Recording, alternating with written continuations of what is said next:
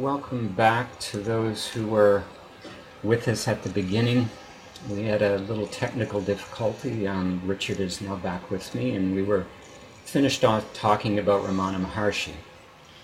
Can I just finish up that remark? Yeah, please do. Yeah. What's actually happening there when he says what other people, he is really in an impersonal state of deep samadhi in which through the etheric body and the astral body, you and I are connected in a most profound way. And so it really is a reality that one person's enlightenment is shared by all, even if not physically or geographically, location-wise, then certainly etherically, spiritually. Mm-hmm. It does make a difference. Not only does it make a difference, it makes an absolute difference. And I think Ramana Maharshi is an absolute being. He realized in personal enlightenment. There's not many of those. And that had an incalculable effect on everything, not just everyone. I want to jump ahead a little bit in the lecture. And there's an interesting paragraph a little further on in the lecture, and I'll just read it to you. The end of attention is the beginning of freedom itself. Fundamental, real, transcendent freedom can be said to be characterized by the total and complete lack of attention. Transcending attention is the condition of self or oneness. Self-realization is what we mean by merging in consciousness beyond conditions of any kind, beyond relativity, time, space, and changing, moving, developing drama or play. So it's talking here in summation about the idea of non-attention. But my question is how does this form of non-attention differ from the person who walks among us totally asleep?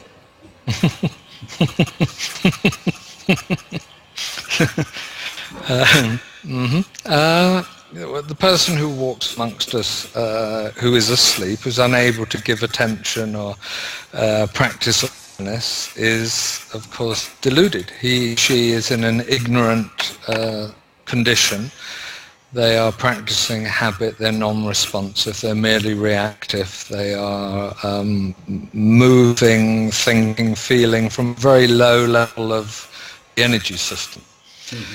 And the person who's practicing non-attention, as opposed to inattention, let's say, is somebody who, of course, has passed through the exploration of the heart, the exploration of the personality and character, and who has been spiritually inclined to take awareness to its zenith, which is, in a sense, sounds like it's nadir. The high point sounds like the low point, because just the same as how everything resolves in its demise. Everything that's born dies. Everything that is created will come to an end. You know, the symphony strikes up and then there will be a last note an hour later or hour and a half later, whatever it is.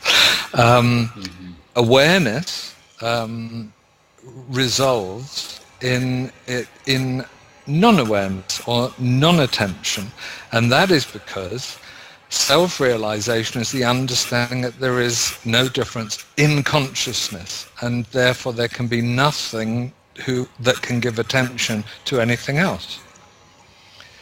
There's no subject, there's no object, so how can there be a verb like attention or awareness, even in its broadest, most spiritual, most mystical sounding sense, where we say, non-differentiated awareness or something like that. There is no awareness. It's not non-differentiated awareness. There's no verb going on in the reality that Ramana spoke about, where what other people are there. I am in the forest. Mm-hmm. I'm realizing all. Again, if we refer to Christianity, Jesus died, we're talking, for everyone, for all of us. What can it possibly mean? Mm-hmm. What it means is this resolution in attention and the reality that you and I are continuous consciousness with no differentiation whatsoever. So the enlightened self-realized state would be in no way maintaining any separation, not even a trace of attention or awareness.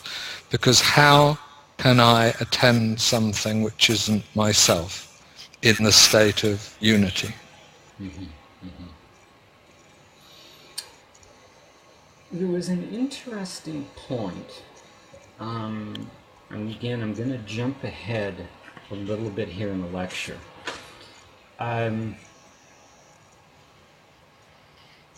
You bring sacred attention, the focus of the lecture, literally into the 21st century. Here now at the birth of the 21st century, we can take responsibility, embrace the calling to evolve and participate in the evolutionary impulse of modern humanity towards a spiritual and sacred future that is beyond the limitations of the common present-day disciplines, ways, and means. But then you say, sacred attention can be taught to not only therapists, but also those who care and want to learn and listen, heal, and be of service to humanity. Now that you offer at the end, near the very end of the lecture. But about halfway through the lecture, you talk about an experience you had with, I believe he was a therapist of yours. His name was Simon, a social worker, actually. I'm looking back in the notes here. And you talk about an experience you had with Simon through some regression. And you came out of that with an awareness of sacred attention. And you commented, this was my introduction to sacred attention. You cannot learn this practice from a book. Now my question is let's say you could. Let's say try and set aside what your awareness was, is that you can't learn this from a book. Let's say you could. What sorts of things would be in that book?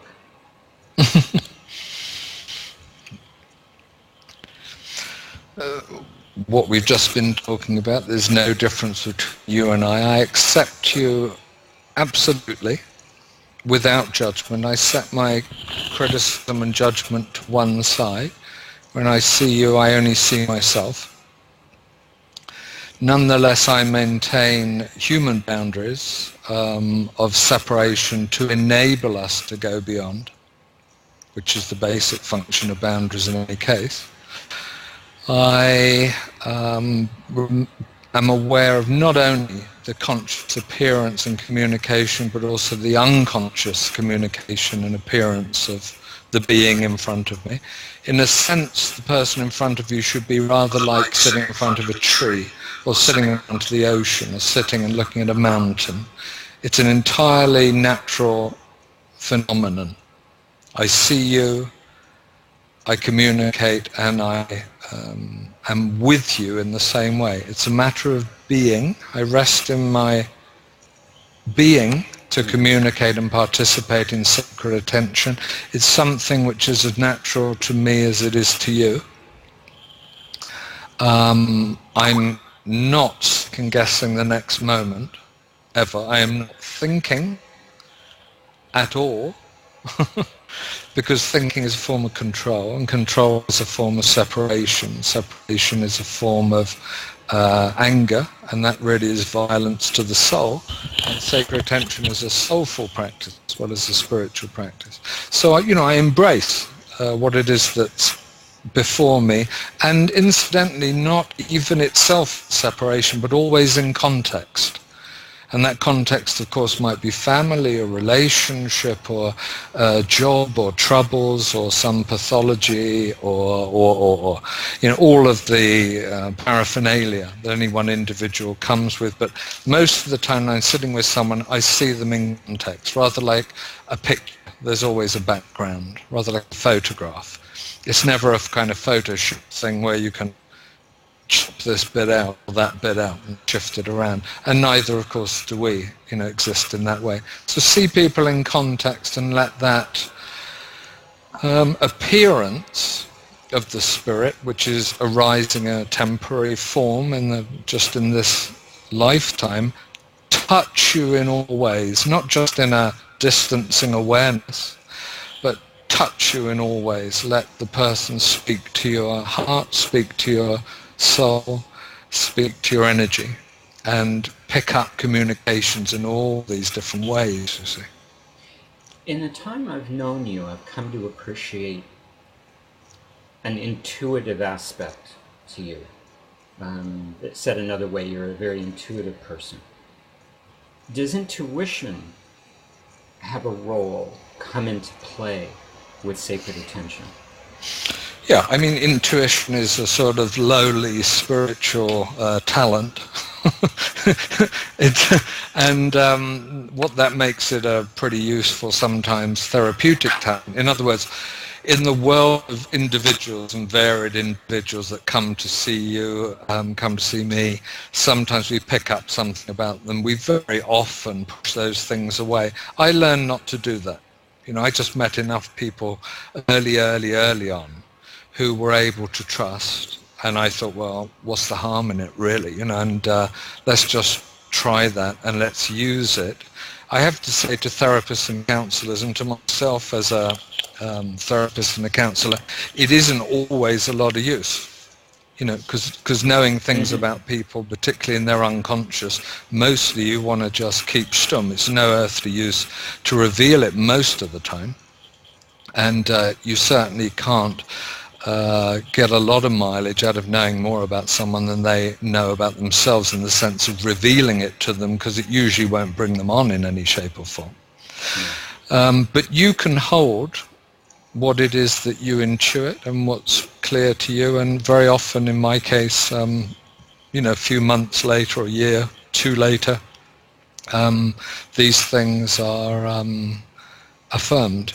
Mm-hmm. Mm-hmm. And then that's, there's just a little bit more trust in intuition, especially when it's slightly eccentric and strange, which, sometimes it is, because people tend to hold those kinds of things more deeply in the secrecy pile, Yeah.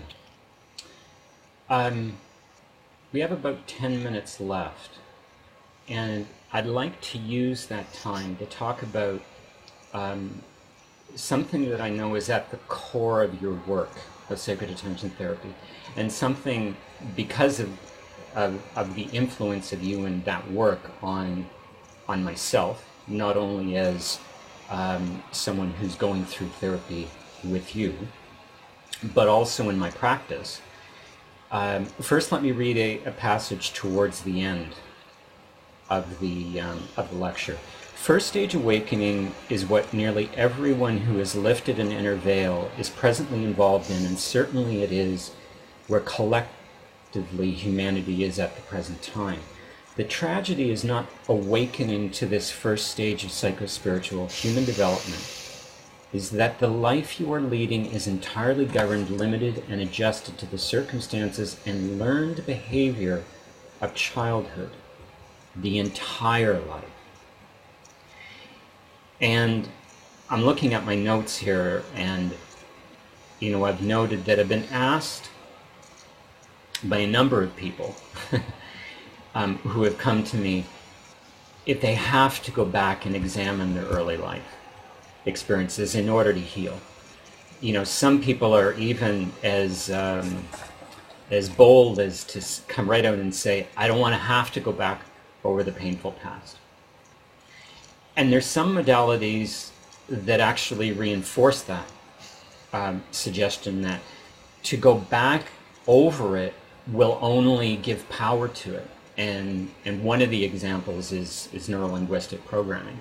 And not to speak ill of NLP. I mean, it's a very effective modality and helps a lot of people.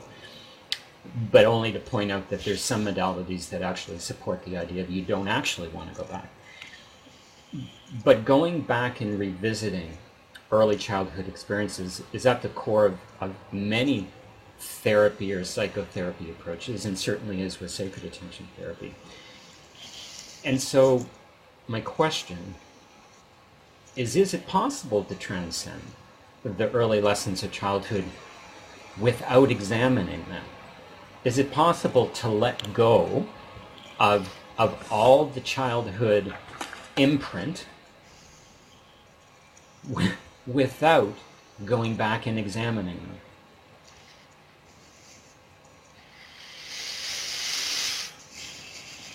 You know, it's not absolutely true, but it is, it's not often the case. It's 99.9999999, but we should always be aware, I think, as therapists and counsellors, that you might meet one of those rare individuals.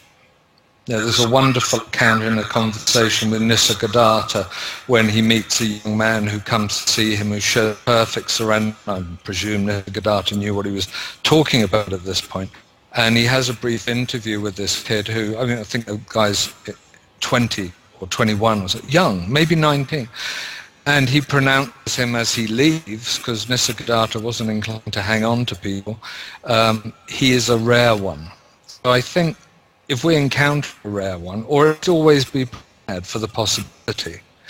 But in the conversations I've had with shamans and NLP people and all this, the reality is, firstly, we don't go back.